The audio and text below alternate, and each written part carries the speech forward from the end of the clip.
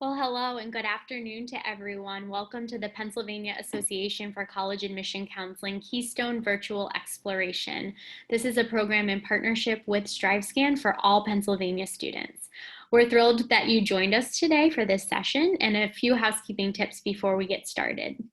If you'd like to ask questions throughout the session, please use the Q&A feature at the bottom of your screen. This is a webinar format, so your camera and microphone will be muted for the duration of the program. Additionally, we have lots of sessions to choose from in our program from now until November 6th. If you'd like to sign up for additional sessions or view a recording, even this session after today, it will be available at our website at www.pacac.org/virtual. So please visit that website and check out all of our sessions and recordings. And without further ado, I will turn it over to your presentation this afternoon. Thank you. Hi guys, my name is Kristen Friday. I am an admissions counselor here at Waynesburg University. So I'm going to be just chatting with you about Waynesburg today. And if you have questions along the way, feel free to put those in the box and I'm happy to answer those with you now and for anybody who's watching later on. So we will go ahead and get started. Okay, so just an overview of who we are. Waynesburg is a small private Christian liberal arts university. So we were founded all the way back in 1849 and we're located in the southwestern corner of Pennsylvania. So that's about an hour south of Pittsburgh and about 25 minutes north of WVU, which is located in West Virginia, Morgantown, West Virginia to be exact. So still in PA, obviously, but pretty close to West Virginia and Ohio, actually, as well. We're close to them, too. But Waynesburg's mission is what you see here on the screen. We strive to educate students to make connections between their faith, their learning, and their serving. So we'll talk about each of these components as I make my way through this presentation with you.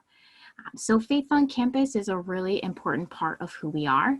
We have 150 plus faith events every year, and those include chapel, Bible studies, upper room, different concerts, and things like that. Now, faith on Waynesburg's campus is optional. And that's something that I do like to point out. It is at your own pace and in the way that you want it to be.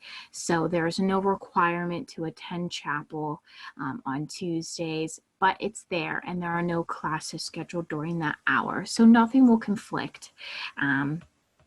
But it certainly does feel different when something is required versus when it is optional. So that is something that I have appreciated about Waynesburg.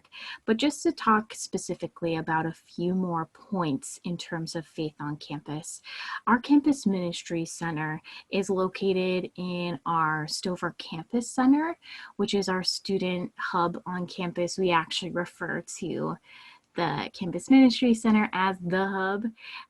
They just redid it last year, and it's kind of like a living room atmosphere. So you can sit on couches and do homework or have conversations. Sometimes there are spontaneous jam sessions that will happen. Small groups can meet in there. Our chaplain on campus will often bring free coffee, donuts, Chinese food. He loves it. He's all for it all the time. Any excuse for a party, he's throwing one. So that is a nice place to stop in, throughout the day or the week. It's right in a building that everybody walks through often. Another option is Fellowship of Christian Athletes, which we call FCA.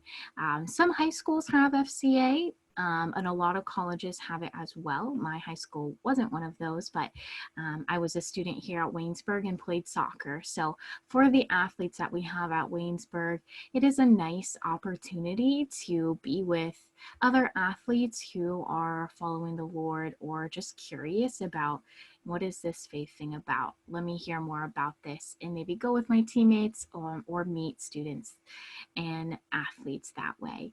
So that happens on Monday nights, bi-weekly typically, and that's just another avenue to make connections between your passions. I did talk about chapel briefly. Those are Tuesday mornings at 11. No classes scheduled during that time, like I mentioned. And they usually last around 35 minutes or so. So we do keep it on the short side, which I appreciated as a student.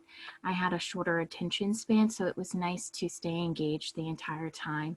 And I really enjoyed them. I think that they do a great job of relating to us as students. And as faculty and staff, we are welcome to attend as well. So I've been pleased with them thus far, which I always think is good to share. So that's an option for you as well. And then upper room is our last one that I'm going to specifically talk about. And it's an all student-led worship service, which was actually my favorite thing about Waynesburg. I absolutely loved upper room. It happens on Sunday evenings at 8 o'clock. It's in our chapel and the lights are dimmed. There's lamps on the stage and colored lights behind them. It's a very nice atmosphere to reset and regroup and get ready for the next week of homework and tests and studying and all the joys that college brings. So that's a very sweet time. I was a big fan. So the learning aspect of Waynesburg kind of boils down to these four things here. So we've got 70 plus majors, minors, concentrations, things like that. I have a slide with all of our majors listed on it. So I'll talk more about that when we get to the next one. But something I do really want to highlight is our 13-to-1 student to faculty ratio. So we are on the smaller side here at Waynesburg. If you're looking for a small school, a small community, look no more, we've got it. We have about 1,400 students overall. So it comes out to be about 350 to 450 for a graduating class. And then you average out at 16 to 25 students per classroom, which is really great, in my opinion, for learning. You got a lot of one-on-one time with the professor, even with your peers as well. As you move up in some of your, upper level major courses, those classes can be even a little bit smaller. When I was a senior, I had a class with 9 students. So that's just one example. And then 100% of our academic departments incorporate hands-on learning, research, or internship opportunities, and sometimes all of those things, just depending on what you're looking at. So you're going to get that hands-on experience and get the opportunity to really get out there and see, do I like this? Is this for me? And if you find that it's not, you'll have plenty of time to make that change if you so desire. So here on this sheet here lists all of our majors. So if you see something that's sticking out to you, that's great. Our top 5 majors here at Waynesburg would be nursing is number 1, criminal justice, forensic science, education, and business. Those are our top 5 here. So our nursing program is one of the very best in Pennsylvania. We have a 100% passing rate on the NCLEX exam, which is what you take after you graduate to actually become a licensed nurse. And we've had that passing rate for 8 years. So you're looking at a well-established program. It is a rigorous one, but when you make it through, you are going to pass and you're going to be desired. Most of our seniors have jobs lined up and secured before they even graduate, which is very great when you're looking at placement rate out of college, out of graduation. And then criminal justice is our second one that I really do like to highlight. We have connections with a lot of agencies across the country, state police, local police, things like that. A lot of avenues and ways to go there. And that kind of couples with forensic science. They run along similar lines. So you do internship opportunities for both of those majors. For education, you do start your placement, your field placement hours your freshman year. So you'll get, a couple hours or a day in the classroom right away. That way you can get a feel for if you like it, if it's for you, if maybe you thought you liked a particular age group, but you're finding I'm actually better off with high school students, or early childhood, whatever you might find. We give you those opportunities to kind of figure that out early on rather than later. And then business, you'll certainly do an internship there. And then there's different hands-on opportunities, which look a little bit different than some of the other majors, but those options are there as well. So I kind of talked a good bit about hands-on learning already, but we do have a few specific places that you get to do this. So our CSI Center is one of those. It's a building devoted to setting up crime scenes and processing them, or interviewing suspects. You get to do a lot of mock crime scenes, a lot of mock arrests, things like that. We have a laser shot system, which is equipped with the same firearms that you would use in real life, but they are switched over to the laser shot, so it works virtually. And that has been really helpful for students training. Even police academies will come and train at our facility because we have this, so that is very cool. The TV studio is in our communications department. We live broadcast. It is a lot of fun, whether you are doing it or you are a guest on it. It is very, very cool in there. Our athletic training clinic is at the bottom of our campus, and if you're an athletic training major, you will spend a lot of time in here getting your clinical hours. If you're an athlete, you will probably also spend a good bit of time in here. And your peers might be the ones who are wrapping your blister on your toe, or things like that. So they'll be working on those skills, and you could be on the giving end or the receiving end, which is very cool either way. The live training room is the last one I want to talk about. We do training simulations with our connected room and marquee that runs. So that is a very cool part of the semester when you're in that class. Serving is our third component to who we are. We very much value service. As a whole, we do about 50,000 hours during each year. And there are lots of opportunities to serve, a few different scholarships for doing that as well, which I will go over as we move along. So actually, going right into it, the Center for Service Leadership is our department in our office on campus where you can go to figure out where you might want to serve. We are one of 22 schools that participate in the Bonner Scholar Program. So if you're a student who does a lot of community service, is very active in that, enjoys it, this is something you might want to think about applying for. It is a competitive scholarship, and it has a need-based component to it, as well as a service one. So it's one of our more involved scholarships. I do always recommend students go to our website and just read a little bit more about it, but you can always start applying and we will go from there. We do a lot of service trips, so not just service hours in our community, but trips to other communities, whether that be internationally or domestically. You do get to choose if you want to do that and where you might want to go. Those happen on all of our breaks, so that would be fall break, winter break, spring break, and summer break happens right after the semester concludes. So if you're interested in traveling, college is a great time to do that. And if you do a service trip, you get to see another community and help them while you're there. So in terms of athletics, we are NCAA and D3 level. So usually what I say to students who, they play a sport, they love the game, they want to continue it on in college, but maybe not at a D1 or D2 intensity level. So D3 is what you are looking for, and what could really fill that passion for you without too much commitment. Now, don't get me wrong, playing a sport in college, you'll have practice, you'll have games. There's time commitment to that. But it's a little less intense than you would find at a D2 or D1.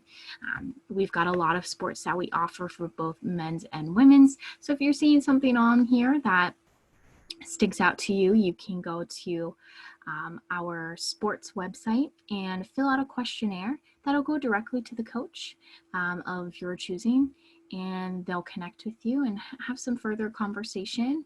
And if you're so interested, you can visit campus and they will tour you around and get to meet with you in person as well. So that is a nice option. Now we're going to get into our admissions process. So step one, obviously, is to visit campus. Now, I know that we are in a global pandemic, so that might not be at the top of your list to do, and that's okay. We understand that. We are offering online visits as well. We have a virtual open house that is coming up here on October 17th. That is in the morning from 10 a.m. to 11:30 a.m. If you'd like to get registered, you can find that on our website, or you can, contact me at the end of this webinar here, and I'd be happy to, get you directed to the correct page. But we are offering personal visits as well, so we'd love to have you come and see us in person. Although we're grateful for virtual things, there's not really anything that can fill the same space as an in-person visit can. So we would still love to have you come. Next step is to apply. So our early application deadline is November 1st. So ideally, if you're looking to apply for a competitive scholarship, you want to have your application in by this date. What we need for applications is our online or paper portion. Most students just do it online. It is free there. You can find it right from our website. It is pretty short. We don't ask for too much, so it won't take you a long time. There is an option to write a personal statement, but you're not required to.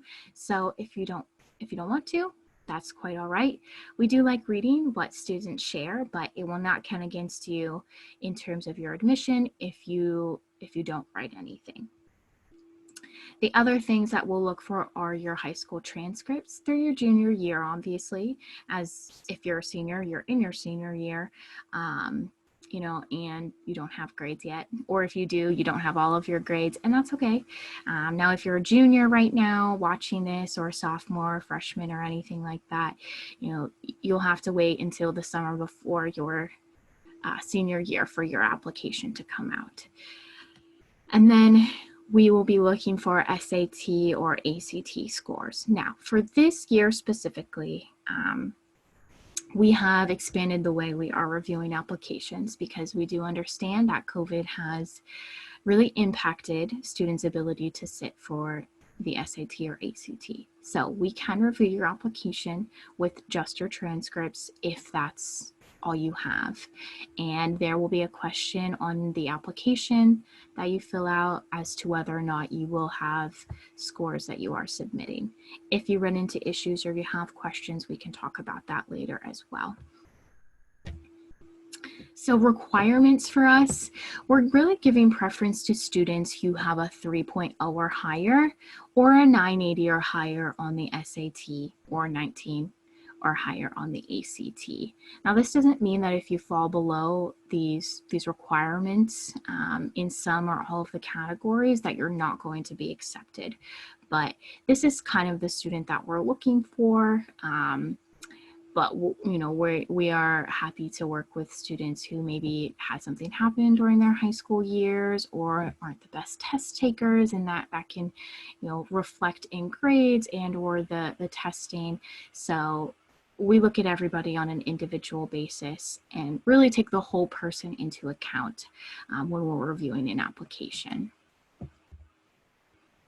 So step 3 would be to receive an admissions decision. We are very quick about this. We don't like to waste time. We want you to know as soon as possible so that you have the most amount of time to do your visits, weigh your options, and then be able to make a decision. So the official packet will come in the mail, but you will receive an email notification letting you know ahead of time. But the packet in the mail is always a very special thing. It comes in the big envelope. It's your quintessential, like, time accepted mail. So I always appreciate that part of the process. Now, we do have different scholarship packages that range from $3,000 to $19,000 per year that you see here. And I have a chart for that we're going to go over. We use cumulative GPA and test scores to determine this. So this slide here shows you what that chart looks like and the progression upwards. So 6,000 is where we start, and then the top tier is our $16,000 scholarship. That $3,000 that you see at the bottom is for our out-of-state students. Now, everybody here is from PA, so that doesn't really matter so much in this particular webinar, but I still kind of like to talk about that. If maybe you have a friend who is coming from out of state, if you live close to a border, things like that. But based off of your cumulative GPA and your test score, this is the chart that we're going to use, and those two numbers will go into a formula. It's going to pop you out into one of these categories. Now, I know I mentioned being able to review applications with just GPAs. Our director has created a separate chart for that and used data from previous years to make that, make those tiers. So they were not arbitrarily made. There was a lot of data that went into them. So for those folks, we just kind of roll with it and use the GPA chart when we need to. Another thing I really like to talk about that I think most people don't want to talk about is the cost of attendance. It is super important to know this of any school that you're looking at so that you can make the most well-informed decision for yourself.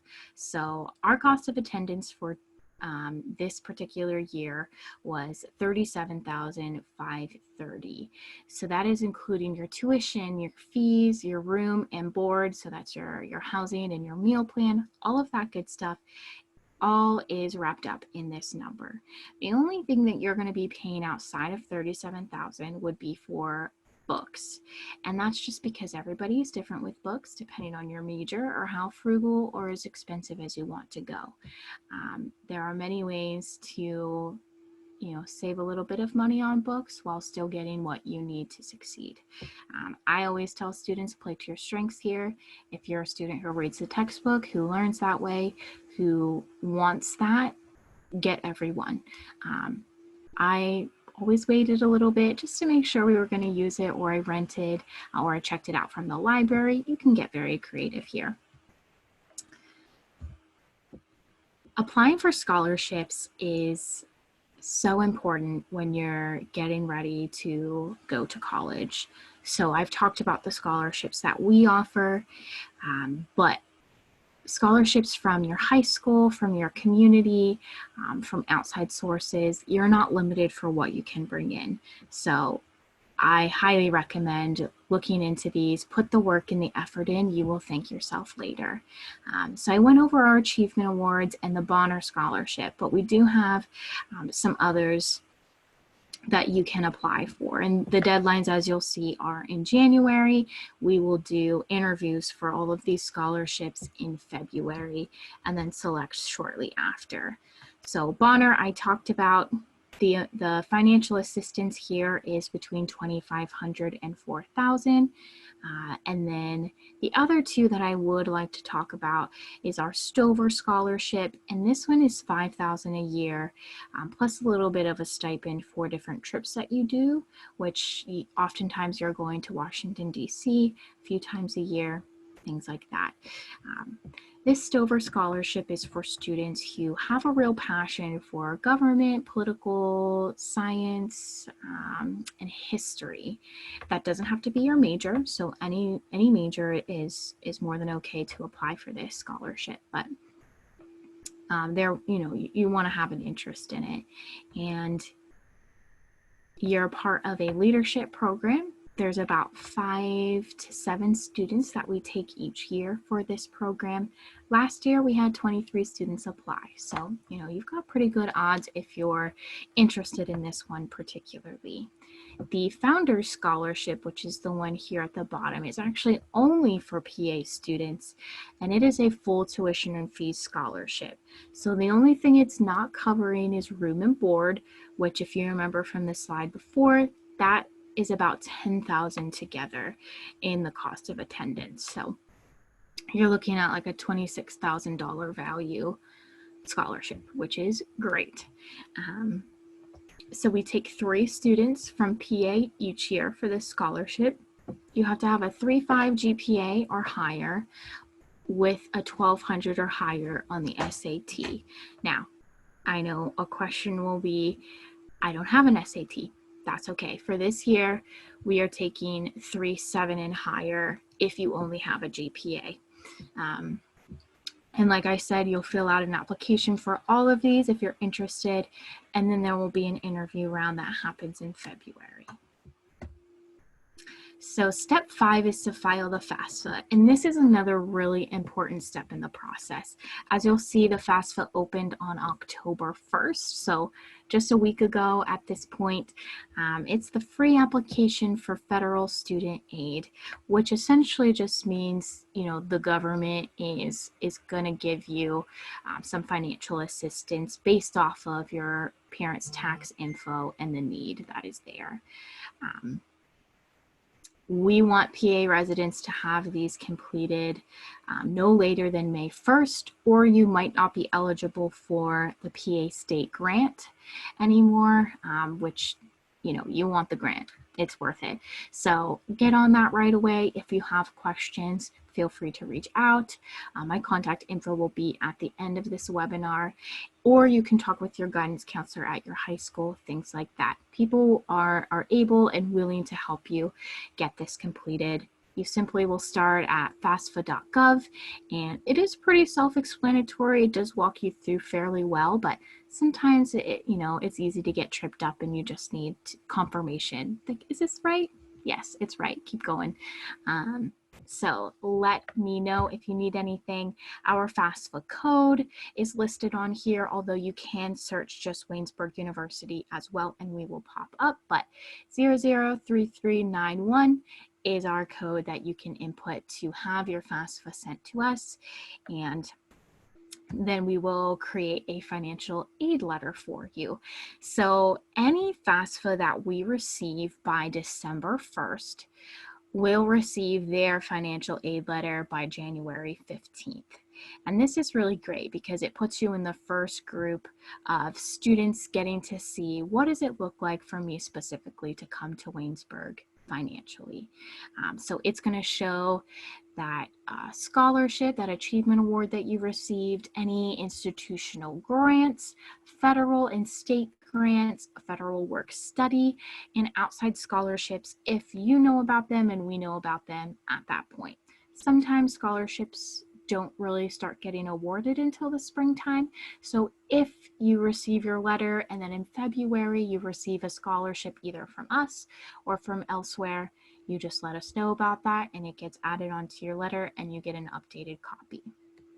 If you wanted to check out right now, what it might come out to for you, you can do that at our net price calculator. If you just follow this link here, waynesburg.edu/mycost, you can kind of do a mock run through of what it might look like for you. Step 7 on here is an optional one. It is to visit us again. So if you do a visit, whether that be virtual or in person, and then sometime in the spring, you want to come back and just get another feel. Maybe you've narrowed it down at this point and you're between 2 or you're between 3. You just want to visit those schools again. We'd love to have you. We don't have any big group visits planned for the spring yet, but typically you'll see at the bottom there, we do an accepted student day. And that's always a really special one because you get to meet a lot of other accepted students.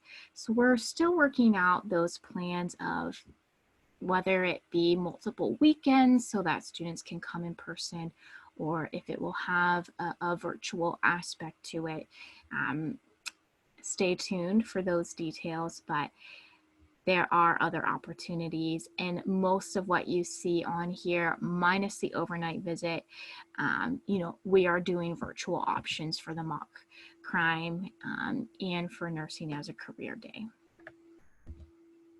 Step 8 and 9 on here is enroll and deposit and filling out your new student forms. So guaranteed housing deposit deadline is May 1st. However, we do have rolling admission, so you do have time after that to deposit if you would like. For residents, the deposit is $250. For commuter students, that would be $125. We do have a commuter radius that you have to live inside of to come on as a commuter. So typically, most students are coming in as a resident. Now, this deposit is fully refundable until May 1st. So if you were to apply, get accepted, make a deposit, and then something changes, we understand life is crazy and things happen, you can get your deposit back before May 1st. After that would be a pretty special circumstance, but if you find yourself there, let us know what's going on and we'll do our best to work with you. A few other dates that you want to kind of keep in mind for us would be March 1st. This is our priority housing deadline date. So your housing and your class schedules will get created first. You do get to list a preference for dorming. You get to list a preference for classes and class times. So being in this first group is really nice. You will get your housing assignment and your class schedule on April 15th if you deposit and enroll by March 1st, including filling out those new student forms. May 31st is regular housing and class registration. So pretty much after that first group, that first tier, it falls to first come, first serve. We're still going to take your preferences into account, obviously, but it will be dependent upon what is left and how they do the housing after that. Step 10 on here is to come to campus for orientation. So we do something called Seeds for Success. And this is a summer pre-orientation for students to come and get their ID picture taken, get familiar with campus a little bit more, and prepare you academically for the transition to college. This past year, we did have to do this event virtually. I'm not sure what will be planned for this summer. Fingers crossed it can be in person, but only time will tell on that one. But either way, there will be some type of summer orientation. Now, when students do move in as a freshman, you come a few days earlier to do your orientation with just freshmen around, which is always kind of nice. You get to get a little bit familiar before the returning students are back on campus. So that wraps it up for me. If you have any questions that you've been holding on to, please feel free to put those in the chat. I'm happy to answer those. We do have a little bit more time if you have anything, but my contact info is up here as well. If you want to take a quick picture of that and reach out to me, I'm more than happy to chat further with you. You can call either my office phone or my cell. Feel free to text that as well. I know sometimes that's a little bit easier. And then my email address Oh, it's actually not on there. That's not very helpful, is it? Well, then you'll have to call or text me, and I should definitely edit that so that my email address is there. Although you can easily find me through our website, my email address will come up too. So thank you very much for being here or for tuning in at a later time. We are grateful to share what we have and for me to talk about Waynesburg with you, and yeah, just let you know what we have to offer and if we might be a great fit for you. So thank you so much.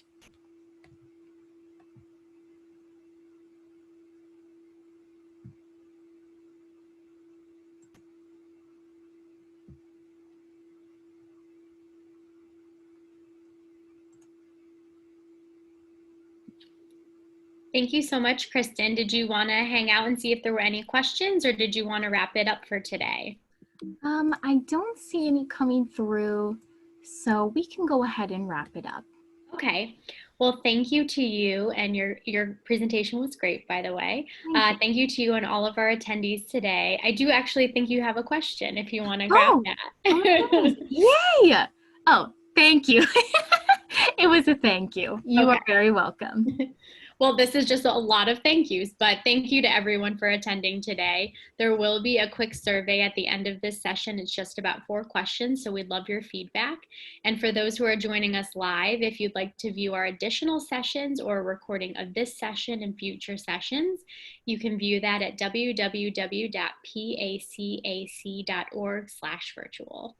And thank you so much. Thank you.